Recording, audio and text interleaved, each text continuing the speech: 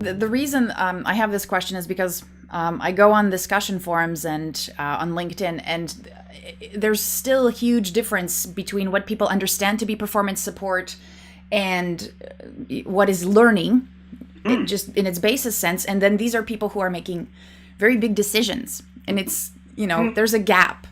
You have a lot of work to do. There is, and where I think it comes from, Anna, is the fact that I think we have to get down to semantics here, in my opinion.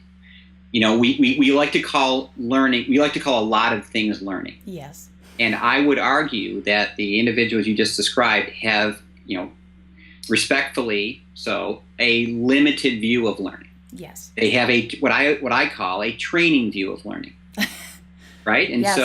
so they think learning is something done to someone, or it's something that we often use train, transfer, sustain as context for this discussion, right? There's a learner has to become trained. They have to then transfer that knowledge, and then they have to sustain it over time, right? That, to me, we need to always look through the lens of our learners, not L&D or HR, right? And to a learner, that is the journey to competence. That is the journey to proficiency, to performance.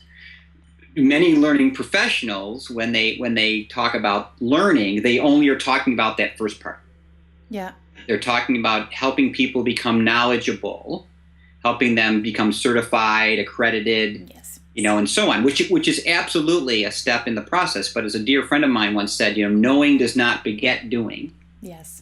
And we are ultimately held accountable on the doing side. If my colleague in crime right now, Dr. Cameron Gottfredson, says, look, if you start a learning intervention and the ultimate outcome is not to change or improve performance, then don't do it. It's a waste. Don't do it. Total waste of time. Yeah. Expensive. And people are smarter. Great, fine. People, I have a certification. Terrific. I can be audited by some accreditation, organization. I have a plaque that says I've passed safety. Terrific. But that is a means to the ends, right? And so if those don't transfer into performance, and I think it's where L&D's gotten pinged for years, because when we chase the ROI acronym, guess what? People come back and say, look, my grade for your effectiveness is that people are performing and they're not, so therefore training must have been bad. Yes. I argue, to your question, that I think training, the two are not synonymous. Training may have been stunning. Yes. The problem is the application transfer strategy is poor. Yeah. Therefore, we're not getting performance. So don't look back at training and say, well, L&D, you did a bad job. That class must have stunk. The trainer must have been bad. The e-learning course was, No. All those things, if you look at the full spectrum that is train, transfer, sustain, I'm going to guess the training element was probably wonderful. Yeah.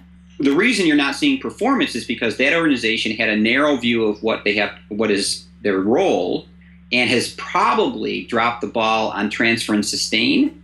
And therefore, guess what? Learners don't perform. Yeah. That's where performance support comes in. Yeah.